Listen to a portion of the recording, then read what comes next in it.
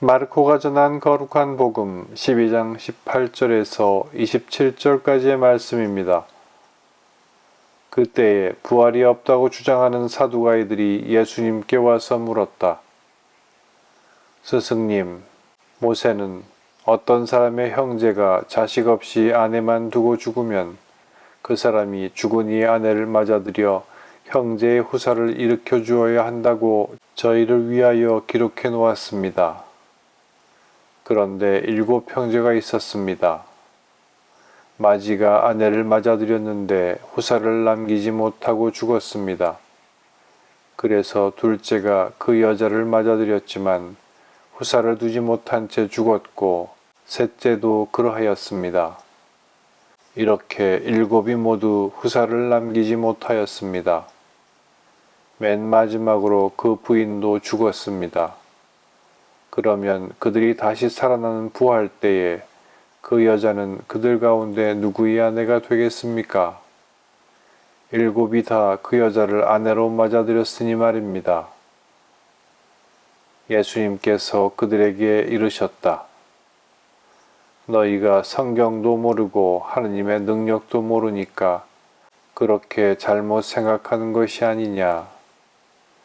사람들이 죽은 이들 가운데서 다시 살아날 때에는 장가드는 일도 시집가는 일도 없이 하늘에 있는 천사들과 같아진다.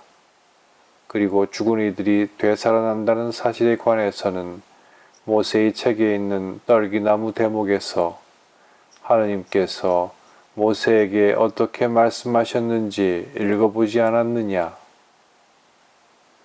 나는 아브라함의 하느님, 이삭의 하느님, 야곱의 하느님이다 하고 말씀하셨다. 그분께서는 죽은 이들의 하느님이 아니라 산 이들의 하느님이시다. 너희는 크게 잘못 생각하는 것이다.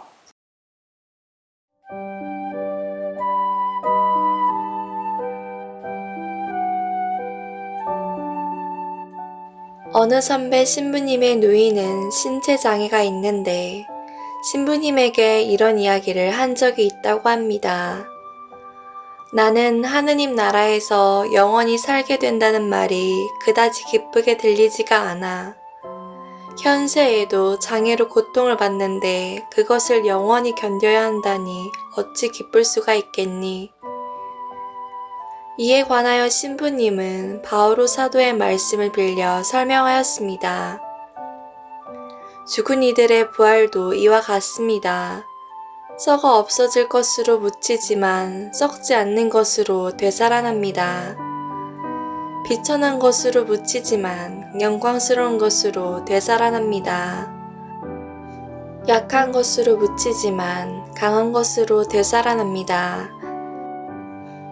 물질적인 몸으로 묻히지만 영적인 몸으로 되살아납니다.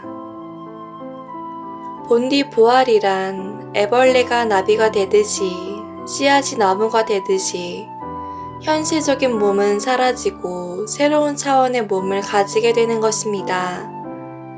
그러한 까닭에 부활하신 예수님께서 나타나셨을 때 마리아 막달레나도 엠마오로 가던 2 제자도 예수님을 곧바로 알아볼 수가 없었습니다.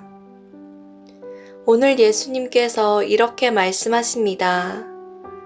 사람들이 죽은 이들 가운데에서 다시 살아날 때에는 장가드는 일도 시집가는 일도 없이 하늘에 있는 천사들과 같아진다. 우리가 부활하여 영광스러운 몸을 지니게 되면 지상에서 얽매이던 모든 것에서 자유로워지고 하늘에 있는 천사들처럼 하느님 안에서 영원한 복락을 누리게 됩니다. 그러나 몸만 변화된다면 무슨 소용이 있겠습니까? 하느님 안에 있는 것을 기쁨으로 삼을 줄 모른다면 하느님께서 아브라함의 하느님, 이삭의 하느님, 야곱의 하느님이시듯 나의 하느님이 되지 않으신다면 아무리 천사와 같아진다 하여도 영원한 복락을 느낄 수 없을 것입니다.